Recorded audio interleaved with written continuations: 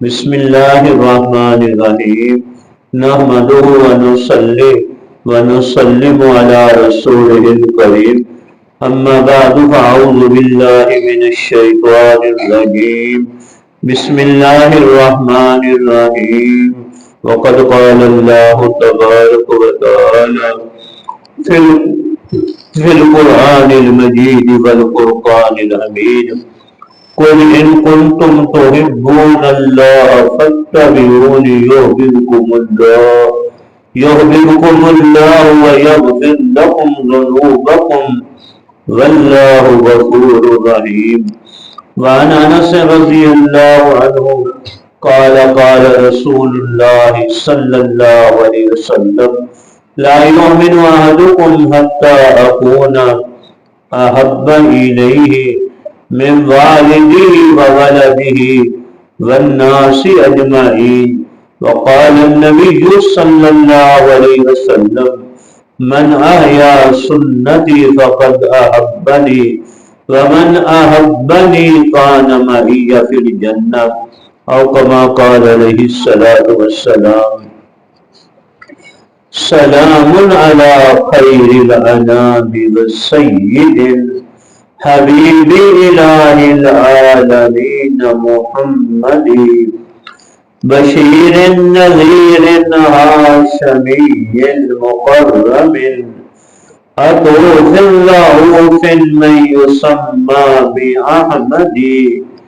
هو الحبیب الذی ترجى شفاعته لكل هول من الأهوال مقتحم یا رب صل وسلم دائما ابدا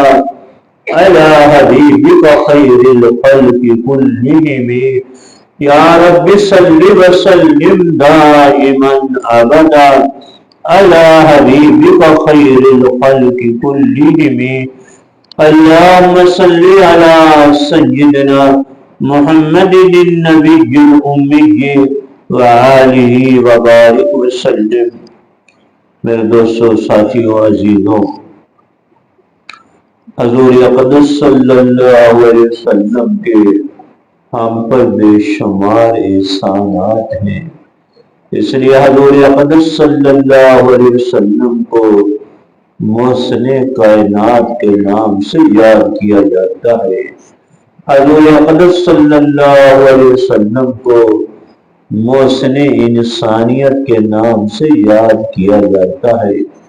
حضور اقدس صلی اللہ علیہ وسلم کو رحمت کائنات کے نام سے یاد کیا جاتا ہے۔ حضور اقدس صلی اللہ علیہ وسلم کو رحمت دو عالم صلی اللہ علیہ وسلم کے نام سے یاد کیا جاتا ہے۔ اللہ کے بعد سب سے بڑے محسن ہمارے رحمت دو عالم صلی اللہ علیہ وسلم ہے، اس لیے محسن کا حق ہوتا ہے عقلاً بھی عرفاً بھی شرعاً بھی کہ محسن سے محبت کی جائے، محسن کی عظمت احترام کو دل و دماغ روح میں بٹھایا جائے، محسن کی اطاعت اور فرما برداری کی جائے۔ اس لیے ہر مسلمان پہ، ہر کلمہ گو پہ، ہر امتی پر حضور اقدس صلی اللہ علیہ وسلم کے تین بڑے حق ہیں۔ پہلا حق عظمت، دوسرا حق محبت، تیسرا حق اطاعت۔ حق اطاعت کا مطلب یہ ہے ہر مسلمان کے دل میں اللہ کے بعد رحمت دو عالم صلی اللہ علیہ وسلم کی اطاعت اور فرمانبرداری ساری کائنات سے زیادہ ہو۔ حق اطاعت کا مطلب یہ ہے کہ ہر مسلمان کے دل میں سنت مطہرہ کی اتباع اور اطاعت قرآن پاک کے بعد ساری کائنات سے زیادہ ہو۔ حق اطاعت کا مطلب یہ ہے خوشیوں میں ہمارے رسم و رواج بدعات اور خرافات ہے، ادھر حضور اقدس صلی اللہ علیہ وسلم کی اطاعت اور سنت کی اتباع ہے۔ خوشیوں کے اندر ہمارے رسم و رواج، خرافات، ہندوؤں کی رسمیں وہی ٹوٹ جائے، اس خوشی کو حضور اقدس صلی اللہ علیہ وسلم کی اتباع اور اطاعت کے مطابق کر کے وہ خوشی صرف خوشی نہ رہے بلکہ اطاعت اور فرما برداری اور سنت کی برکت سے وہ خوشی بھی ہمارے لیے دین اور عبادت بن جائے۔ غموں کے اندر ہمارے رسم و رواج بدعات، فوتگی پہ میت پہ رسم و رواج بدعات ہیں، ادھر حضور اقدس صلی اللہ علیہ وسلم کی سنت کی اتباع، حضور اقدس صلی اللہ علیہ وسلم کی اطاعت ہے۔ ہمارے رسم و رواج فوتگی پہ وہی ٹوٹ کے رہ جائے، حضور اقدس صلی اللہ علیہ وسلم کی سنت کی اتباع کر کے، حضور اقدس صلی اللہ علیہ وسلم کی اطاعت اور فرما برداری کر کے وہ غمی صرف غمی نہ رہے بلکہ ہمارے لیے عبادت اور دین بن جائے۔ غمی کے ساتھ ساتھ ہمارے 24 گھنٹے کی زندگی صرف زندگی گزارنا نہ رہے بلکہ حضور اقدس صلی اللہ علیہ وسلم کی سنت کی اتباع کر کے، آپ کی اطاعت کر کے 24 گھنٹے کی زندگی ہماری دین اور عبادت بن جائے۔ صحابہ کے دلوں میں حضور اقدس صلی اللہ علیہ وسلم کی اطاعت، فرما برداری اتنی ہوتی تھی، ادھر سے اشارہ ہوتا نہیں تھا، یہ ماننے کے لیے صحابہ کرام پہلے ہی تیار کھڑے ہوتے تھے۔ حضرات صحابہ کرام نے ہر وقت اپنے سینوں کو حضور اقدس صلی اللہ علیہ وسلم کی اتباع، فرما برداری اور اطاعت میں ہر وقت سینوں کو کھول رکھا تھا، ادھر اشارہ ہوتا نہیں تھا، یہ اتباع اور اطاعت کرنے کے لیے پہلے ہی تیار کھڑے ہوتے تھے۔ ابو داؤد شریف میں حدیث آتی ہے، حضور اقدس صلی اللہ علیہ وسلم جمعے کا دن خطبہ دے رہے سن، کچھ لوگ نئے نئے مسلمان وہ مسجد نبوی کے دروازوں کے پاس کھڑے تھے، اور اللہ اور اس کے رسول کی جب بات ہو رہی ہو، اس کو محبت شوق سے سنا جائے، اللہ عمل کی توفیق عطا فرماتے ہیں۔ اور اگر کوئی آدمی کھڑا ہے، ادھر ادھر دیکھ رہا ہے، اپنی باتوں میں لگا ہوا ہے،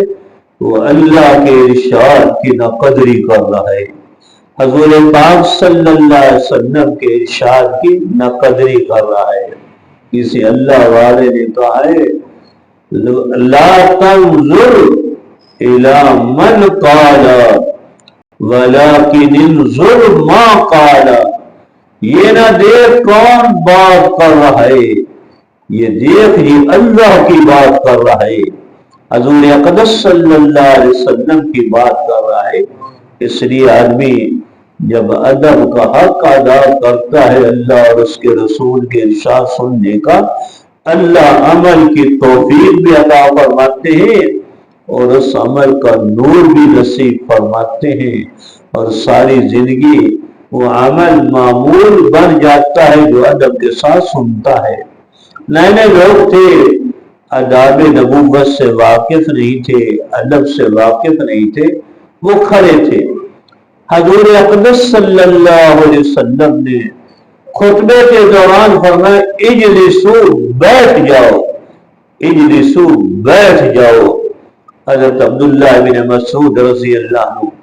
مسجد نبوی کے باہرلے دروازے سے داخل ہو رہے تھے، ابھی دایاں پاؤں اٹھا کے اندر رکھا تھا، بایاں پاؤں باہر تھا، جب حضرت عبداللہ بن مسعود رضی اللہ عنہ کے کان میں اللہ کے رسول کا ارشاد پہنچا، اجلسو، بیٹھ جاؤ، حضرت عبداللہ بن مسعود رضی اللہ عنہ دہلیز پر بیٹھ گئے۔ دایاں پاؤں اندر ہے، بایاں پاؤں باہر ہے، وہیں دہلیز پر بیٹھ گئے۔ یہ اللہ کے رسول کی اطاعت اور فرما برداری تھی کہ بایاں پاؤں بھی اٹھا کر کے اندر نہیں رکھا، وہی دایاں پاؤں اندر ہے، بایاں پاؤں باہر ہے۔ جب ارشاد کانوں میں پڑا یہ رسول وہی دلیل پر بیٹھ گئے۔ یہ صحابہ نے اطاعت اور فرما برداری تھی، ایک قدم اٹھانا بھی گوارا نہیں تھا کہ اللہ کے رسول نے ارشاد فرمایا یہ رسول بیٹھ جاؤ، میں قدم اٹھا کر کے اندر رکھ لوں، وہی بیٹھ گئے۔ اللہ کے رسول نے جب خطبہ مکمل کیا، یہ نگاہ دوڑائی تو دیکھا حضرت عبداللہ بن مسعود رضی اللہ عنہ دلیل پر بیٹھے ہیں، اور بیٹھنے کو بھی عجیب کیفیت ہے، دایاں پاؤں اندر ہے اور بایاں پاؤں باہر، دلیل پہ بیٹھے ہیں۔ آپ نے پوچھا عبداللہ بن مسعود رضی اللہ عنہ یہاں کیسے بیٹھے ہو؟ اور بیٹھنے کی بھی عجیب کیفیت ہے، دایاں پاؤں اندر ہے بایاں پاؤں باہر ہے، دہلیز پہ بیٹھے ہو۔ عرض کی اللہ کے رسول جب مسجد نبوی میں داخل ہو رہا تھا باہر دروازے سے، ابھی دایاں پاؤں اٹھا کے اندر رکھا تھا، بایاں پاؤں اٹھایا نہیں تھا، آپ کا ارشاد میرے کانوں میں پڑا اجلسو بیٹھ جاؤ، میں وہی دلیل پر بیٹھ گیا۔ اگر بایاں پاؤں اٹھا کر کے ارشاد سننے کے بعد اندر رکھ لیتا، سیدھا ہو کے بیٹھتا تو ارشاد ماننے میں کمی ہو جاتی، تعمیل ارشاد میں کمی ہو جاتی، اطاعت اور فرما برداری میں کمی ہو جاتی اگر میں بایاں پاؤں اٹھا کے اندر رکھ لیتا۔ یہ صحابہ میں اطاعت اور فرما برداری تھی۔ حالانکہ حضور اقدس صلی اللہ علیہ وسلم نے عبداللہ بن مسعود رضی اللہ عنہ کو نہیں فرمایا تھا بیٹھ جاؤ، یہ تو بیٹھنے کے لیے اندر آ رہے تھے، آگے اگلی صفوں میں کھڑے ہونے والوں کو فرمایا تھا۔ لیکن قربان جائے صحابہ پہ اطاعت اور فرما برداری اتنی تھی، اجلسو کانوں پہ پڑھا، وہی دلیل پہ بیٹھ گئے، بایاں پاؤں اٹھا کر کے بھی اندر رکھنا گوارا نہیں کیا کہ اللہ کے رسول کا ارشاد ہے میں پاؤں اٹھا کر کے اندر رکھ کر سیدھا ہو کے بیٹھ جاؤں۔ اللہ کرے ہمارے اندر بھی رحمت دو عالم صلی اللہ علیہ وسلم کی ایسی اطاعت اور فرما برداری آ جائے۔